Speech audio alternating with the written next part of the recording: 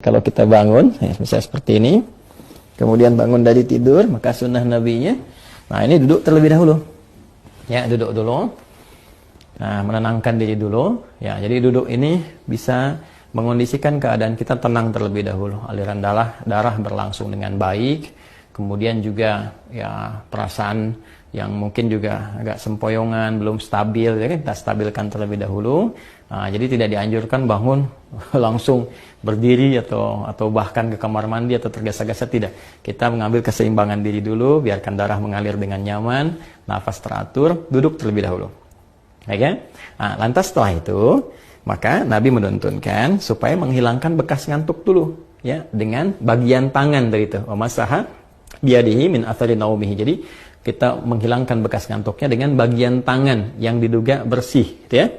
Nah, jadi nanti ada di hadis lain bahwa saat bangun tidur nanti saat bersamaan kita akan wudhu, kita dianjurkan untuk cuci tangan terlebih dahulu, ya kan? Karena tidak menduga di bagian mana tangan ini bisa menyentuh hal-hal yang mungkin kotor. Tapi kita bisa menilai dan menduga dengan kuat di bagian tangan mana yang sekiranya bersih untuk kita gunakan untuk menghilangkan bekas ngantuk. Misal seperti ini, gitu kan? Nah, atau kalau kita duga baik, bersih, kita gunakan seperti ini juga. Nah, apa tujuannya?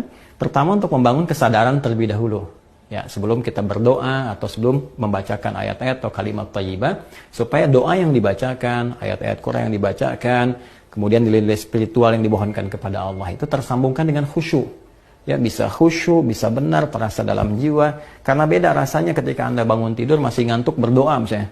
Doa bangun tidur itu kan, atau baca beberapa ayat dari Al-Quran itu rasa kejiwanya akan berbeda dibandingkan ketika Anda menghilangkan rasa kantuk, ya, kemudian sudah mulai agak fokus, sudah lebih baik, ya. Kadang-kadang kan ada yang baru begini, gini, bangunnya jam 3 kan, tapi yang begini, tiba-tiba lihat jam, udah jam 4, ternyata 1 jam nggak sadar begini kan. Nah, karena itu tidak dalam jeda yang lama, nggak pakai lama, jadi duduk, kemudian hilangkan bekas kantuknya, seperti ini, ya, bisa demikian.